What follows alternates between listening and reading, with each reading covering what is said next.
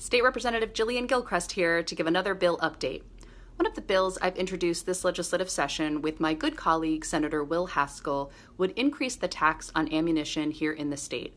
Currently, ammunition is taxed at the same rate as other products, but we want to increase it by 50% because we see this as a prevention measure. Wow. What are we going to prevent? What kind of prevention are you talking about? Are you talking about some kind of shooting? Are you talking about the government coming after people's guns? I mean, what are you talking about? Because what it sounds like is you're trying to limit the ability to allow people to exercise freedoms that they have. They want to go shoot a gun, let them go shoot a gun. Who cares? That's their right. It's just the same right as if somebody wants to go eat McDonald's every day. They have that choice. That's their decision. But because somebody deemed it smart or necessary to take the ability for the law-abiding citizens to have more ammo so they can shoot. My daughter shoots competitively. If you took 100 rounds of CCI ammo and you increased it by 50%, that takes that $11 box and puts it at $16, $17. Okay? Well, we need at least 3 of those to run through one match. So instead of that match being a $50 day, the match just turned into a $100 day. That's ridiculous. You're going to prevent nothing. That's what you're doing. You're preventing people that enjoy a sport to be able to do it, or hunters, or whatever. It's just kind of ridiculous, and it doesn't really sound like it's well thought out. Military. But for example, if someone were to buy a 50 cartridge box of ammunition, which goes for about $10, it would increase the price to $15. We see this as a public health measure, similar to what... I'm not sure exactly how you can consider that being a public health measure. All right. So you're telling me that you're going to tax the people in Connecticut. I know this isn't countrywide or anything like that. And we live in Alabama, so I highly doubt they're going to do that here. But regardless, you're telling me that you're going to tax people that want to get out and enjoy a weekend at the gun range or on their country property shooting into a hill that keeps them completely safe where they're not going to harm anybody. I don't know if you've ever shot a gun, but I enjoy it. In fact, when I go to the gun range, I feel better when I come home. It relieves stress. It's fun to do. Training to do faster shots or whatever else. It's just like baseball. You know, if you know exactly how to hit that home run every single time, it feels good. Same thing with shooting steel or paper targets. If you know you're going to hit the bullseye every time because you trained and you did something well, then it makes you feel good. How is that not better for your mental health than taking away the ability to be able to buy the ammo because you can't afford it because it's so expensive? Have y'all ever heard of the Boston Tea Party?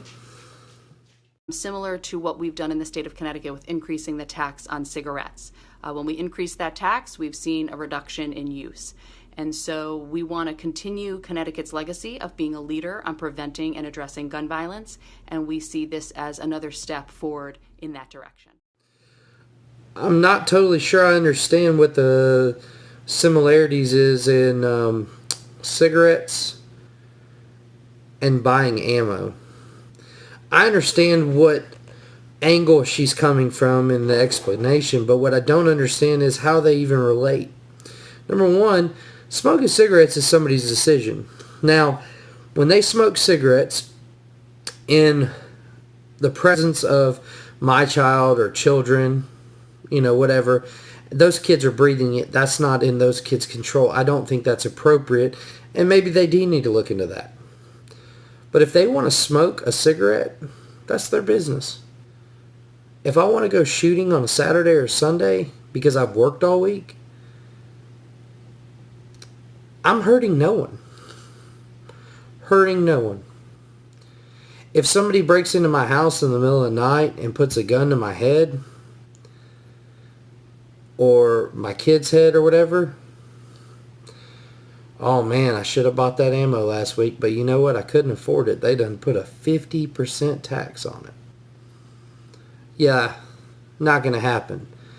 Let's be a little bit more realistic in things. Let's be a little bit more realistic in the laws that we're trying to pass. I don't understand a lot of these public officials. It almost seems as if they don't live in the same world. A lot of people say, oh, they live in gated communities and they have armed guards, and some of them do. I agree, and that's completely right. But I don't think their thought process is the same. And in America, we need to start realizing that we need to have people that represent us well. Because for so long, we've always voted for the less of two evils. And that's pretty upsetting. It's sad. I can even say that that's me. Personally, I didn't really have a really great, strong feeling about any of the president-elects this past go-round. But I surely wasn't going to vote socialist into our country, into highly elected positions. It's unfortunate, though. If you look at so many of the situations right now, a lot of the things that's going on is they're putting a divide amongst people. They're working on race war. They're working on it. It's coming. It's unfortunate. I called that almost 11 or 12 years ago amongst some friends of mine. I told them it was coming because I saw what was happening. And it's just, it's sad, man. They're putting everything that they possibly can in the way, to keep you from getting a firearm. Well, here's the deal. All the people that are going to do the bad stuff, you're not going to keep them from getting anything. I don't care if they want a bomb, they'll learn how to make it. If they want a missile, they'll learn how to make it, or they'll find one on some, I don't know where you find stuff like that, but they'll find it. There's nothing that's unattainable in this world. And when people start realizing that, maybe we can start focusing on the real issues and quit just trying to hold the people that are following the laws that are already in place that keep people from owning certain things. Maybe we can start leaving those people alone. Because that's what you're doing. I know I don't live in Connecticut. I definitely won't.